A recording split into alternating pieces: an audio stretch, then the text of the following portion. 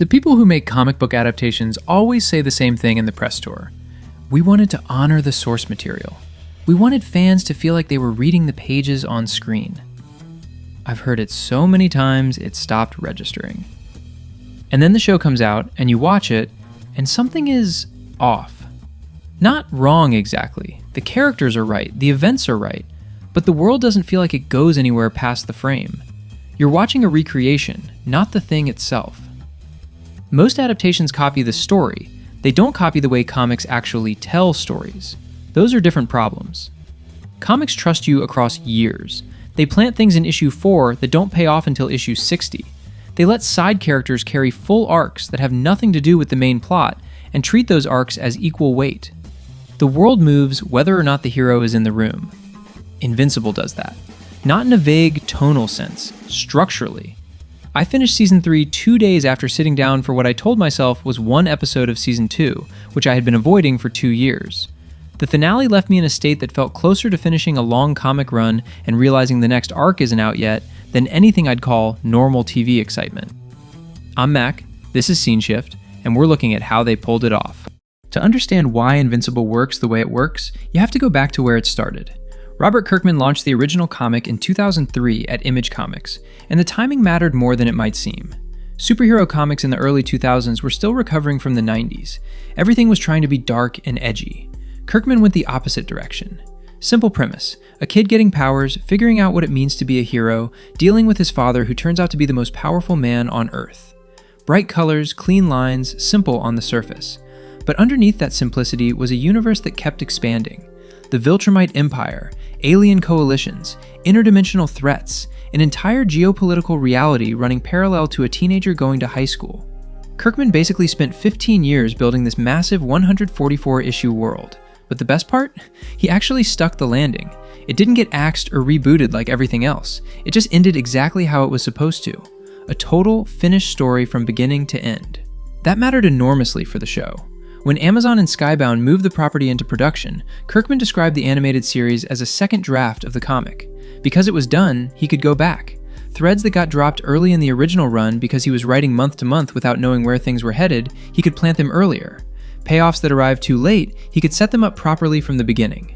The whole adaptation had a blueprint that most adaptations never get.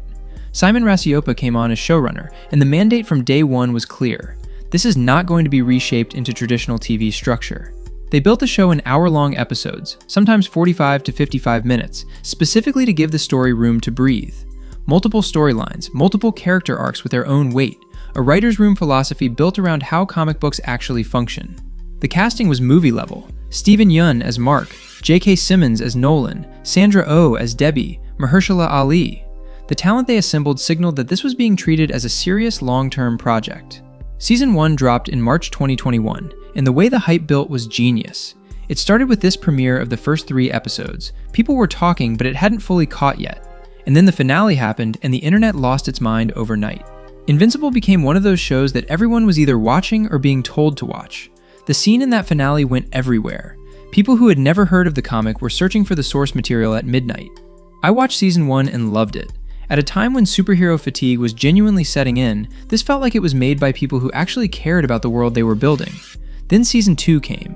The gap between seasons was long, people had moved on a little, and I delayed it, told myself I'd get to it. Then Season 3 hit with completely different energy, people treating it like a major event, and that's when I finally sat down and watched both seasons back to back. That's when it clicked, what this show is actually doing. Think about the vibe of a long comic run, a real commitment. 100+ issues that you've basically spent years of your life reading. You're holding multiple storylines at the same time. Mark dealing with something at school, while a political situation builds in space that has nothing to do with him yet. A side character from 12 issues ago just came back, different. A threat introduced in issue 8 isn't paying off until issue 35. The world doesn't organize itself around the protagonist. It just exists, and the protagonist is one person moving through it. You hold things, and you wait. When Alan the Alien first shows up in Season 1, he looks like a total joke. He's just this cheerful guy who accidentally hits Earth because he mixed it up with some planet called Urath. You see him and you think, okay, I get it. He's the comic relief. He's the guy who's going to pop up in the finale to save Mark's skin. You think you've got him figured out. But the show follows Alan back to space, on his own, without Mark. You see the coalition of planets, the political machinery behind the Viltrumite conflict, Alan's relationship with the coalition's leader, Thetis, on Taliscria, his journey getting beaten to the point of death and coming back with something changed. An entire geopolitical arc with its own stakes, its own emotional logic that Mark is completely unaware of, running in parallel. Like a separate arc in the same comic run. Robot and Monster Girl do the same thing. Robot's secret scheme, cloning a body covertly across the whole first season, is never the focus of an episode. It lives in 30-second beats scattered across multiple episodes. You see Robot extract a blood sample from Rexplode, and the show just moves on to something else. It trusts you to remember that small detail, just like a comic expects you to keep track of something from 3 issues back. So when the payoff finally hits, it works because you've had that seed in the back of your head the whole time without even realizing it. The biggest beneficiary of this second draft philosophy is Debbie Grayson, Mark's mom. In the original comic, especially early on, Debbie is basically just the anchor for the family. She's the wife and the mother, but she doesn't get much to do outside of the house while the big action is happening elsewhere. There's nothing wrong with her, but there isn't much to her either. The show turns her into one of the most important characters in the story, and that was only possible because Kirkman and the writers knew where her story was going. They knew what Debbie would eventually mean to the narrative, so instead of catching up to that meaning later, they built toward it from the beginning. Sandra Oh voiced her, and the writers wrote to what Sandra Oh can actually do. Debbie notices things, she investigates, she sits with fragments of information and assembles them with a kind of quiet, focused intelligence. When she finally confronts Nolan, the most powerful being on Earth, she does it with questions he can't answer, questions that break something in him. That scene only works because the show spent time building who Debbie is. It's not the payoff of a single episode. It's the payoff of a full season of small, patient moments, possible only because they knew the ending before they filmed the beginning. The result of all of it is a world that feels like it has its own logic and its own momentum, one that Mark inhabits rather than controls. You feel it most when the show cuts away from him to show you something he doesn't know is happening. While Mark is stressed about a college visit, the Guardians of the Globe are handling the Lizard League. While Mark is navigating things with Amber, Cecil Stedman is deploying assets Mark hasn't been told about and wouldn't approve of. While Mark is on the other side of the planet getting beaten nearly to death, the Sequids, a parasitic alien thing from what looked like a throwaway Mars episode in Season 1, are building an army. Quietly. Nobody waiting on anyone. Think about the CW superhero era for a second. Shows like The Flash or Arrow ran on a formula. The villain of the week committed a crime, waited off-screen while the hero dealt with a personal drama in the middle of the episode, and reappeared for the final fight exactly when the hero was ready. The universe respected the protagonist's schedule. Everything paused until Barry or Oliver was prepared to deal with it. Invincible doesn't do that. Take that Mars episode from Season 1. Mark goes up there to protect a group of astronauts, thinks he gets everyone out, and heads home. Simple, right? Except he missed one. A parasite latches on to the guy left behind, and then the show just moves on. It doesn't explain it or resolve it, you just kind of file it away and keep watching. And it doesn't come back for a long time. But suddenly, you're deep into Season 2, and these Sequids are a world-ending threat. Because while Mark was busy doing other stuff, Russ Livingston was building their army on Mars and steering it straight toward Earth. That's the comic book brain at work. Cecil Stedman is the clearest example of how this works at the character level. He runs the Global Defense Agency, and he's not a good person. He's also not a villain. He's practical in a way that's harder to place than either of those labels. Cecil knows Mark is a teenager, knows he's half Viltrumite, knows that under the wrong circumstances, Mark could destroy the planet. So Cecil operates under the assumption that the hero might not always save them, or might one day be the thing they need saving from. The show cuts away from Mark regularly to show Cecil running his operation, recruiting D.A. Sinclair to mass-produce cybernetic soldiers, building contingency weapons, making deals that Mark would never authorize, implementing plans that are morally wrong in service of outcomes that are practically necessary. The conflict that generates, Mark's idealism running into Cecil's cold pragmatism, is one of the show's central tensions. The show never labels it as a theme. It just keeps showing you both of them operating in the same world and lets you decide where you land. Then there's the criminal underworld. Titan is building a play to take over Machine Head's operation, and that storyline exists completely independently. When Mark gets pulled into it for one episode, the show frames it like he's walking into their world as a guest in their story. Then he leaves, and their story continues. The criminal underworld doesn't care about the Viltrumite Empire, and the Empire doesn't care back. Mark is one person trying to figure out which fire to put out first. And then there are the Flaxons. They come from a dimension where time moves faster than on Earth, so they invade, get beaten, return to their dimension where decades pass, and come back with radically advanced military technology in what feels like days on Earth. A relentless, cyclical threat operating on a completely different temporal logic. When Omni-Man goes into their dimension to stop them, he's gone from Earth for hours. He comes back with a full beard. He was there for months, systematically dismantling their civilization. The show gives you that in one visual beat and moves on. It trusts you to do the math and feel the weight of it. Quick pause. If you're enjoying this breakdown, please hit like and subscribe. It helps the channel out a ton. Most streaming shows these days are basically built to be binged. Every cliffhanger and plot beat is designed to make you watch 4 episodes in a row until 2 a.m. It feels like one long movie chopped into pieces. Invincible doesn't really do that. It has this different rhythm, where every episode actually feels like its own thing, with its own stakes. Sure, it moves the big stuff forward, like the Viltrumite War or the stuff in space, but it does it quietly. It doesn't feel the need to tap you on the shoulder every 5 minutes to remind you that the plot is happening. It just happens. It's paced like a monthly comic, like each episode is an issue. You're being asked to hold multiple threads simultaneously across many episodes, without them being flagged as important. That's exactly what reading comics asks of you. You flip through an issue, and there's one panel of something that might be significant. You file it. You don't know when it'll pay off. You hold it.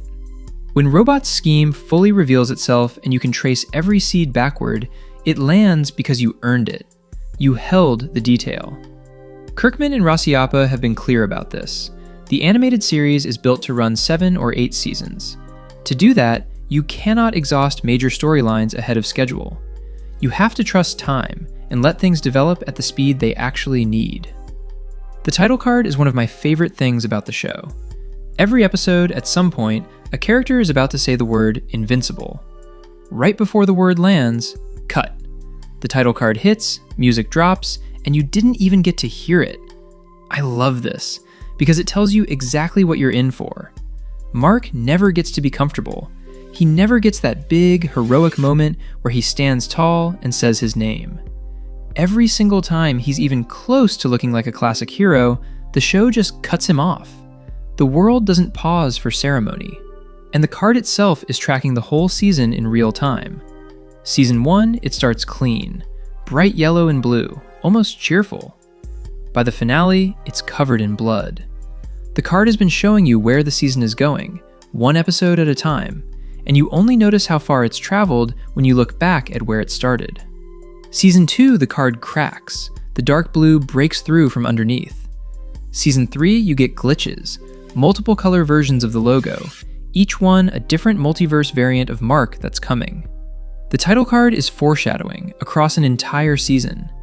Most people don't catch it until the second watch, which is exactly the point.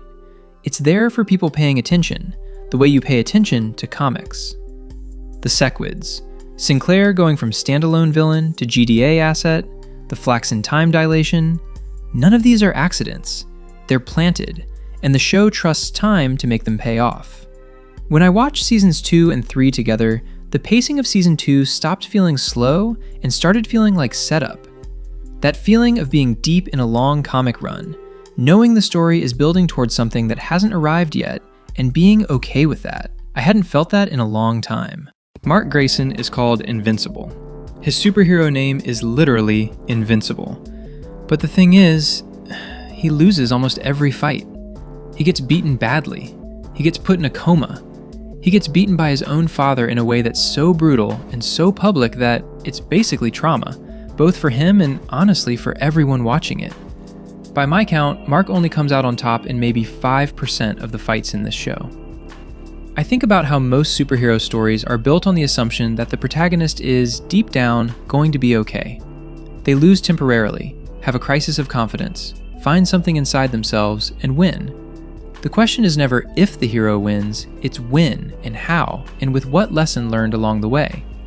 With Mark, the show is asking something different. Whether he can survive this world without losing himself.